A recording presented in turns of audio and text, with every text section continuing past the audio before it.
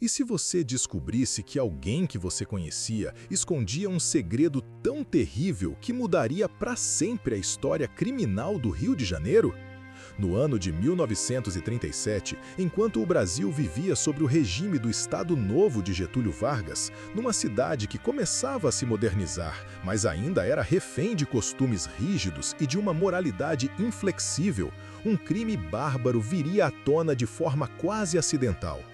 Ele revelaria não apenas a brutalidade de um assassinato, mas também as tensões sociais, os preconceitos de classe e os códigos de honra que dominavam a sociedade brasileira daquela época. Era uma manhã de fevereiro de 1937 no subúrbio carioca. O calor típico do verão tropical já castigava as ruas pouco arborizadas do bairro de Madureira, onde casas modestas se alinhavam lado a lado, separadas por muros baixos e cercas de madeira. Ali, na rua Soares Caldeira, número 89, morava Romeu Cândido de Souza. Ele era um homem de meia idade, trabalhador e conhecido na vizinhança como alguém reservado, talvez até sisudo demais para os padrões da época. Viúvo há alguns anos, Romeu dividia a casa com sua filha Dalila, uma jovem de aparência delicada, mas com um temperamento forte, e com alguns poucos empregados que cuidavam da propriedade. Naquela manhã específica, um dos trabalhadores contratados para fazer reparos no quintal precisava de água. Nada mais natural do que buscá-la no velho poço que existia nos fundos da propriedade, uma estrutura comum nas residências da época antes que o abastecimento de água se tornasse universal na cidade. O homem aproximou-se do poço, lançou o balde amarrado à corda e puxou. Mas o que veio à superfície não foi apenas água. Junto com o líquido turvo, emergiram pedaços de tecido e algo que fez o trabalhador largar a corda imediatamente, com o estômago embrulhado. Um odor putrefato invadiu suas narinas. Ele acabara de encontrar restos humanos. Mas como um corpo humano foi parar no fundo de um poço residencial? E mais importante, quem seria capaz de cometer tamanha atrocidade? A polícia foi acionada imediatamente. Agentes da delegacia de Madureira cercaram a propriedade, enquanto curiosos começavam a se aglomerar do lado de fora, sussurrando teorias e especulações. O delegado Armando Vidal assumiu pessoalmente o caso, reconhecendo desde o início que aquilo não seria uma investigação comum. O poço tinha aproximadamente 15 metros de profundidade e a recuperação do corpo seria uma operação complexa e macabra. Quando finalmente conseguiram retirar os restos mortais, o que encontraram foi ainda mais perturbador. O corpo estava esquartejado, dividido em várias partes e envolto em sacos de estopa e pedaços de tecido. A decomposição já estava avançada, mas os peritos conseguiram determinar que se tratava de uma mulher jovem. As marcas de violência eram evidentes, mesmo após semanas submersas em água. Havia sinais de golpes na cabeça, o que sugeria que a vítima fora brutalmente espancada antes de ser morta e esquartejada. A identidade da vítima não demorou a ser estabelecida. Tratava-se de Ignez Pereira da Silva, uma jovem de 23 anos que havia trabalhado como empregada doméstica na residência de Romeu Cândido. Ignez havia desaparecido havia aproximadamente 6 semanas, em janeiro de 1937. Na época, sua família a procurou, mas, como era comum com pessoas de baixa renda e pouca influência social, o desaparecimento não recebeu a devida atenção das autoridades. Muitos achavam que ela simplesmente havia fugido, talvez para tentar a vida em outra cidade, como faziam tantas outras jovens pobres em busca de melhores oportunidades. Mas Ignez não havia fugido. Ignez estava morta, assassinada e escondida no fundo de um poço pelos próprios patrões. À medida que a investigação avançava, uma história sórdida começou a emergir das sombras. Inês Pereira não era apenas uma empregada doméstica. Ela havia se tornado amante de Romeu Cândido, o dono da casa. Numa sociedade rigidamente hierarquizada como a brasileira dos anos 1930, onde as diferenças de classe eram abismais e as relações entre patrões e empregadas eram marcadas por profunda desigualdade de poder, romances assim não eram exatamente raros, mas estavam sempre envolvidos em segredo, vergonha e exploração. Romeu Cândido era um homem respeitado na comunidade, um comerciante bem-sucedido, viúvo aparentemente honrado. Inés era uma jovem negra, pobre, sem família influente, sem proteção social. A relação entre eles era, por natureza, profundamente desigual. Mas algo nessa dinâmica mudou drasticamente em janeiro de 1937. Algo que, tragicamente, levou ao assassinato brutal da jovem. Os vizinhos começaram a falar, sempre discretamente, sempre em voz baixa, mas as histórias se espalhavam como fogo em palha seca. Diziam que Inês havia engravidado. Diziam que ela exigira que Romeu assumisse a criança, que talvez até quisesse se casar com ele, algo absolutamente impensável para um homem de sua posição social. Diziam que a filha de Romeu, Dalila, havia descoberto o romance e ficara furiosa, não apenas pela traição à memória de sua falecida mãe, mas pela humilhação social que aquilo representaria se viesse a público. E então, numa noite de janeiro, Ignez Pereira da Silva simplesmente desapareceu. Durante o interrogatório, Romeu Cândido inicialmente negou qualquer envolvimento. Afirmou que Ignez havia pedido demissão e partido sem deixar aviso, algo que, de fato, não era incomum entre empregadas domésticas. Mas a polícia tinha o corpo, tinha as evidências físicas. De mais importante, tinha testemunhas que começavam a surgir, quebrando o muro de silêncio que protegia os Souza. Foi então que Dalila, a filha, entrou no centro da investigação.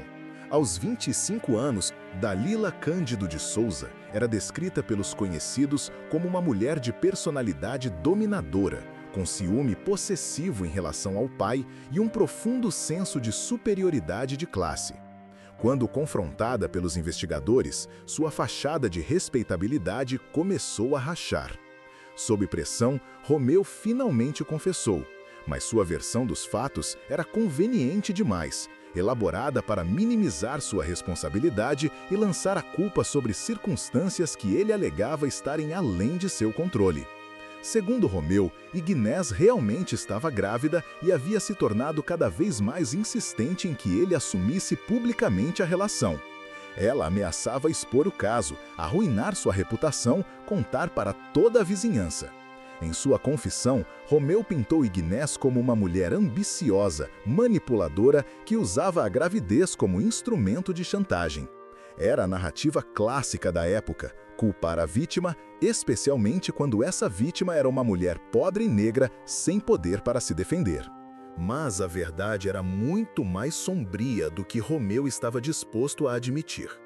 Investigações mais profundas revelaram que Dalila não apenas sabia do romance, como participara ativamente do planejamento e execução do crime. Testemunhas relataram ter ouvido gritos vindos da casa na noite em que Ignez desapareceu. Um vizinho mencionou ter visto Romeu e Dalila carregando algo pesado, envolto em lençóis, em direção aos fundos da propriedade, tarde da noite. Outro testemunho revelou que Dalila havia comprado cal e outros materiais poucos dias antes do desaparecimento, substâncias frequentemente usadas para acelerar a decomposição de corpos. A versão completa dos eventos, reconstruída pelos investigadores, era aterrorizante. Na noite de Local de Leiswijk, 15 de janeiro de 1937, Ignez Pereira foi chamada para uma conversa com Romeu e Dalila. O que começou como uma discussão rapidamente escalou para violência física. Dalila, num acesso de fúria, teria atacado Ignez primeiro, usando um objeto pesado para golpeá-la repetidamente na cabeça. Romeu, em vez de intervir, juntou-se à filha. Juntos, espancaram a jovem até a morte. Mas o horror não terminou ali. Cientes de que um corpo desaparecido seria menos incriminador do que um corpo encontrado, pai e filha tomaram a decisão fria e calculada de esquartejar os restos de Ignez. Durante a noite, na cozinha da própria casa onde Ignez havia trabalhado e dormido, eles desmembraram o cadáver. Depois, envoltos em sacos e tecidos, os pedaços foram lançados no poço, nos fundos da propriedade, onde Romeu acreditava que jamais seriam descobertos. Como os seres humanos se tornam capazes de tamanha crueldade? Que forças sociais e psicológicas convergiram para transformar um conflito pessoal em tamanha barbárie? O julgamento de Romeu Cândido de Souza e Dalila Cândido de Souza começou em junho de 1937, poucos meses após a descoberta do corpo. O caso já havia se tornado uma sensação na imprensa carioca. Os jornais da época, como A Noite, O Globo e Correio da Manhã, publicavam manchetes sensacionalistas quase diariamente. Pai e filha assassinam amante grávida. Crime do Poço revela brutalidade sem precedentes. Esquartejamento em Madureira choca o Rio. Os títulos variavam, mas o fascínio mórbido do público era constante. O tribunal do júri lotou todos os dias do julgamento. A defesa de Romeu tentou argumentar legítima defesa, alegando que Ignez o atacara primeiro e que tudo não passasse de um acidente trágico. A defesa de Dalila foi ainda mais criativa, alegando que ela sofria de histeria feminina, um diagnóstico psiquiátrico conveniente da época, usado frequentemente para desculpar comportamentos violentos de mulheres de classe média e alta. A acusação, liderada pelo promotor Augusto Fausto de Souza, não teve dificuldade em demolir esses argumentos. Apresentou as evidências forenses do esquartejamento, demonstrou a premeditação através das compras de materiais e trouxe testemunhas que confirmaram os gritos e a movimentação suspeita na noite do crime. Mas o argumento mais poderoso da acusação foi o contexto social do crime. O promotor descreveu com precisão cirúrgica a dinâmica de poder que existia entre Romeu e Ignez, uma jovem empregada doméstica, sem recursos, sem família influente, trabalhando na casa de um patrão viúvo. O relacionamento não havia sido consensual no sentido verdadeiro da palavra. Como poderia ser quando uma parte tinha poder absoluto sobre a outra? Quando o emprego, a moradia e a sobrevivência de Ignez dependiam da boa vontade de Romeu. A gravidez não era chantagem, como a defesa alegava, era consequência. E quando Ignez, grávida e vulnerável, pediu o mínimo de reconhecimento e apoio, foi brutalmente assassinada. Este não era apenas um crime passional, era um crime de classe.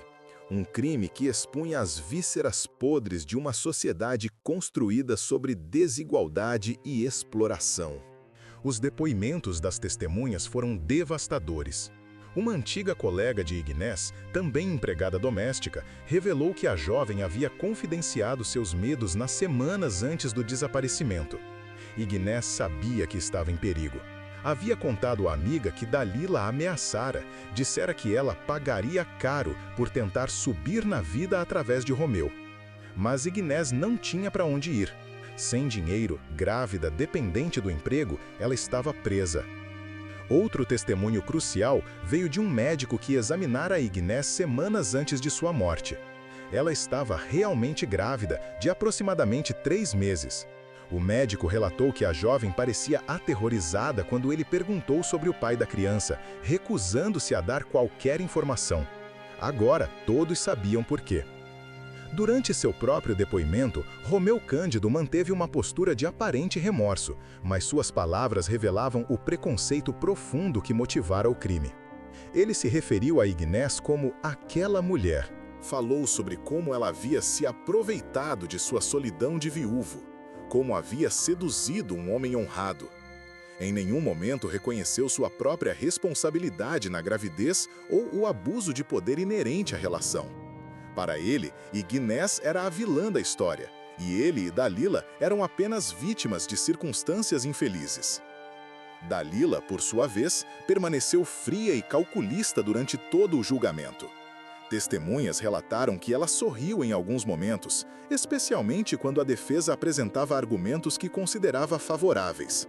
Sua falta de empatia ou remorso impressionou até mesmo os jurados mais céticos. Quando finalmente chamada a testemunhar, Dalila foi breve e direta. Alegou que havia agido para proteger a honra da família e que aquela criatura havia tentado destruir sua vida. Honra, sempre a honra. Quantos crimes foram cometidos ao longo da história em nome dessa palavra vazia? O júri deliberou por apenas 4 horas. O veredito foi unânime: culpados. Romeu Cândido de Souza foi condenado a 30 anos de prisão por homicídio qualificado, com agravantes de crueldade e ocultação de cadáver. Dalila Cândido de Souza recebeu 25 anos pela mesma acusação, com participação direta no crime. As sentenças foram consideradas severas para os padrões da época, especialmente tratando-se de réus de classe média, com bons advogados. A repercussão do caso foi imensa. O crime do Poço, como ficou conhecido, tornou-se um dos casos criminais mais discutidos da década de 1930 no Brasil. Jornais publicaram edições especiais, intelectuais escreveram ensaios sobre as implicações sociais do crime e o caso foi citado em debates sobre as condições de trabalho das empregadas domésticas no país. Mas talvez o impacto mais significativo tenha sido na conscientização pública sobre a vulnerabilidade extrema das trabalhadoras domésticas no Brasil. Em 1937, o país não tinha praticamente nenhuma legislação trabalhista que protegesse essas mulheres. Elas trabalhavam longas horas, sem folga garantida, sem salário mínimo estabelecido, sem qualquer direito formal. Viviam nas casas dos patrões, completamente à mercê de suas vontades. E quando algo dava errado, quando havia abuso, exploração ou violência, elas não tinham para onde correr. O crime do Poço expôs essa realidade brutal de forma impossível de ignorar. Ignés Pereira não foi apenas assassinada. Ela foi explorada, abusada, silenciada e finalmente destruída por um sistema que a via como descartável. E quantas outras Igneses existiam no Brasil de 1937? Quantas ainda existiram nas décadas seguintes? Organizações de mulheres e alguns sindicatos nascentes usaram o caso como bandeira para exigir reformas. Lentamente, muito lentamente, mudanças começaram a acontecer. Em 1943, a Consolidação das Leis do Trabalho, de Getúlio Vargas, incluiu algumas proteções para trabalhadores domésticos, embora ainda muito limitadas. Só em 1972 viria a primeira lei específica para empregadas domésticas. E apenas em 2015, com a PEC das domésticas, essas trabalhadoras conquistariam direitos iguais aos demais trabalhadores brasileiros. Mais de 70 anos depois do crime do Poço. 70 anos para que a humanidade plena dessas mulheres fosse finalmente reconhecida. Dentro da prisão, Romeu Cândido envelheceu rapidamente.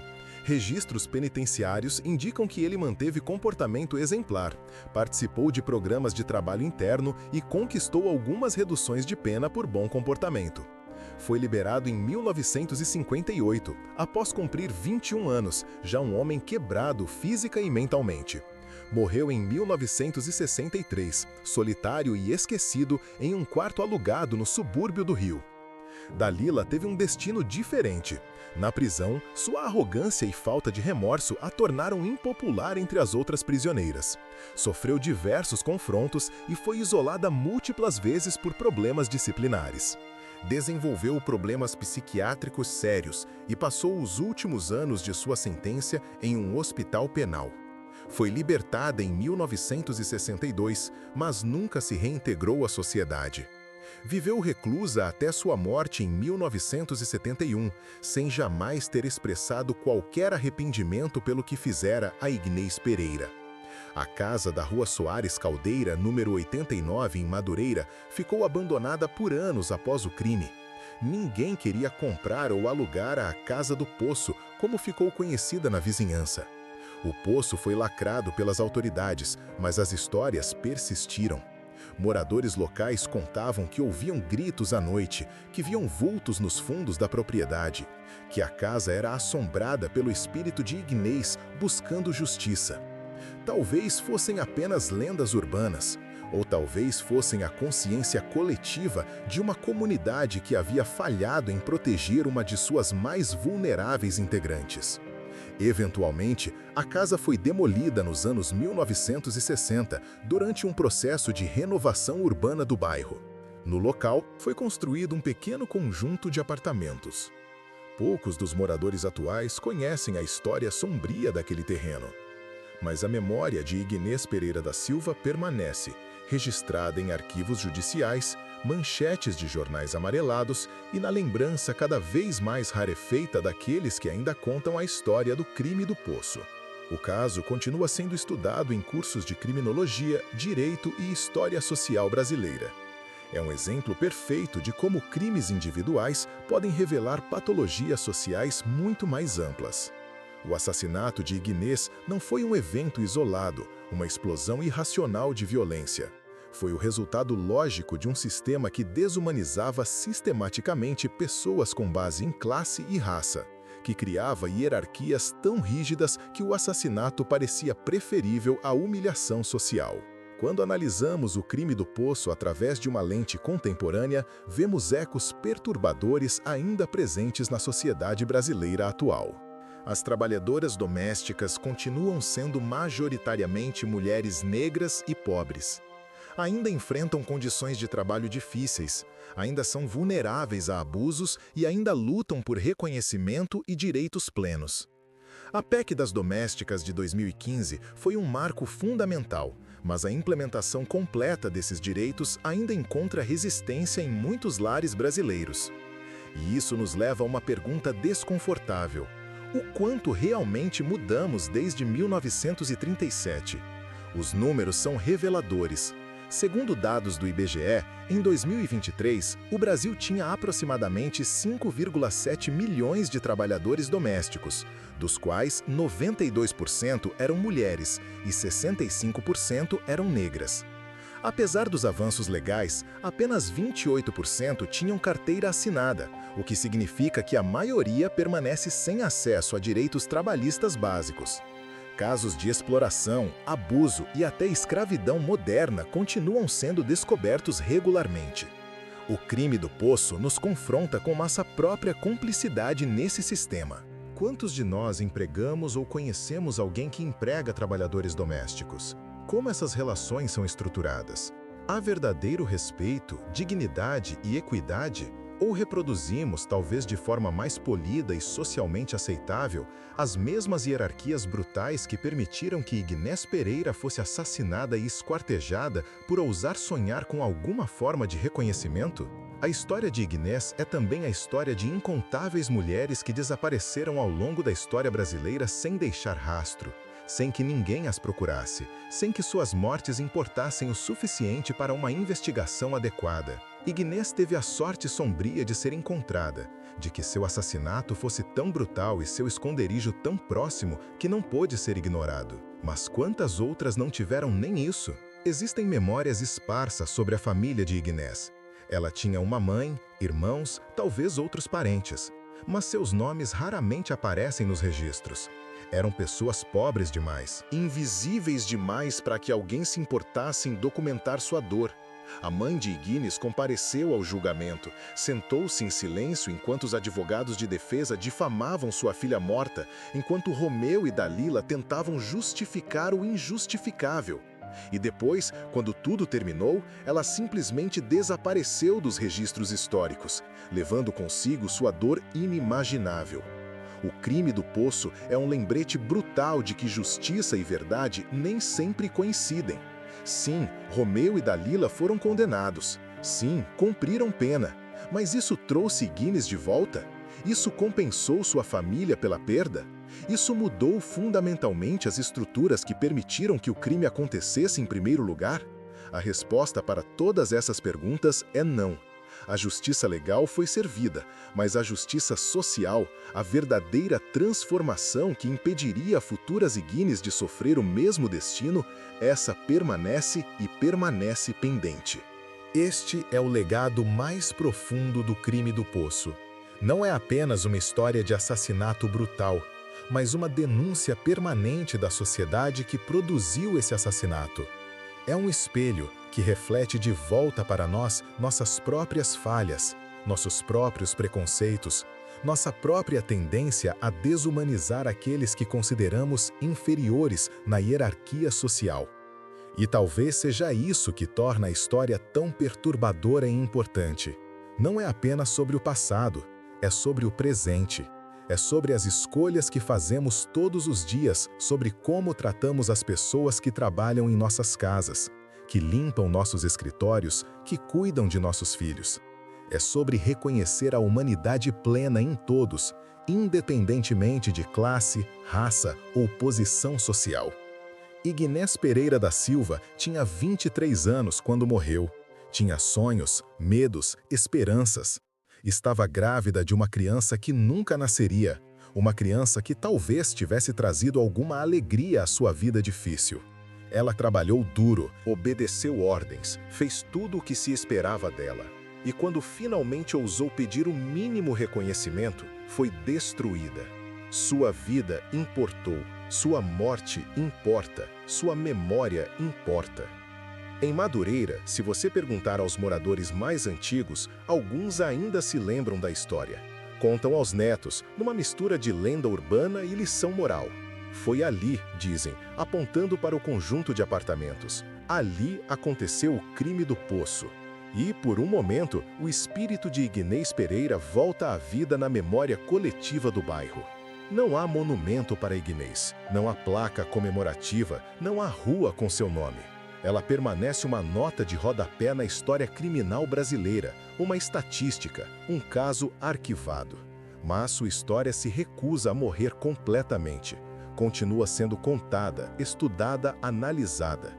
Porque enquanto houver desigualdade, enquanto houver exploração, enquanto houver pessoas tratadas como descartáveis, a história de Ignés Pereira da Silva permanecerá dolorosamente relevante. O crime do poço não é apenas história, é aviso. É um chamado para a ação. É uma convocação para que examinemos nossas próprias sociedades, nossas próprias vidas e perguntemos: estamos do lado de Ignés ou do lado de seus assassinos? Porque não há meio termo. Ou reconhecemos a dignidade plena de todas as pessoas, ou somos cúmplices de um sistema que permite que tragédias como essa continuem acontecendo. Esta é a história de Ignés Pereira da Silva. Esta é a história do crime do poço. Esta é a história que não podemos esquecer. Se esta história impactou você, se fez você pensar sobre as estruturas de poder e desigualdade que ainda persistem em nossa sociedade, então compartilhe. Inscreva-se no canal para mais histórias reais que revelam as verdades desconfortáveis sobre nosso passado e presente. Porque só através do conhecimento, da memória e da ação consciente, podemos construir um futuro onde nenhuma outra Ignés seja esquartejada e jogada no fundo de um poço por ousar sonhar com dignidade.